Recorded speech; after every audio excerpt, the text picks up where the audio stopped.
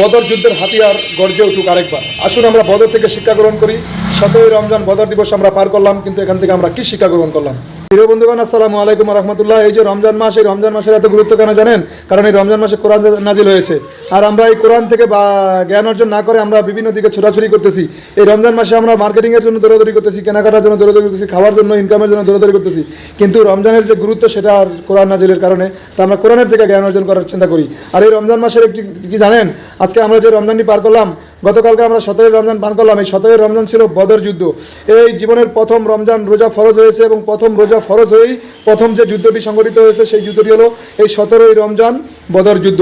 এই বদর যুদ্ধে 34 মাসের খরা রোদের ভিতরে মানুষ খেয়ে খেয়ে তারা এই বদর যুদ্ধে অংশগ্রহণ করে বিজয় লাভ করেছে। আর আজ আমরা এই বদর যুদ্ধের ইতিহাস জানি না।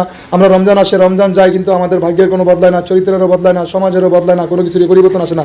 তাই আসুন এই রমজান মাসে, এই বদর যুদ্ধের মাসে আমরা সিদ্ধান্ত নেই আগামীতে আমরা এই দেশটাকে কোরআন দিয়ে পরিচালনা করার জন্য আমরা সবাই ঐক্যবদ্ধ হই, এবং যারা কোরআনের আইন ও সত্যকে শাসন প্রতিষ্ঠা করতে চায় তাদের সাথে আমরা সহযোগিতা করি। মনে রাখবেন, আপনাকে অনেকে বলবেন যে ভোটটা পচায়ও না, ভোটটা পচে যাবে, তারা আসতে পারবে না।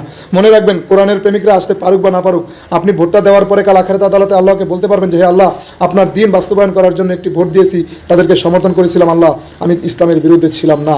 এটা আপনার ভোটই প্রমাণ করবে। কিন্তু আপনি যদি ভোট না দেন, তাহলে সারা জীবন নিজেকে মুসলমান দাবি করেন, সারা জীবন আপনি সিজদা করেন, সারা জীবন আপনি নামাজ পড়েন, কিন্তু মসজিদ থেকে নামাজ পড়ে বের হয়ে এসে যদি আপনি ধর্মনিরপেক্ষ মতবাদ, জাতীয়তাবাদ এবং সেকুলারিজমদেরকে আপনি ভোট দেন, ইসলাম বিরোধী শক্তিদেরকে আপনি ভোট দেন, তাহলে মনে রাখতে হবে আপনি মুখে ইসলাম বললেন, কিন্তু অন্তরে আপনি তাগুদি শক্তিকে সমর্থন করলেন। তাই আল্লাহ রাব্বুল আলামিন আমাদের সবাইকে সঠিক পথে পরিচালিত হওয়ার তৌফিক দান করুক, আমিন।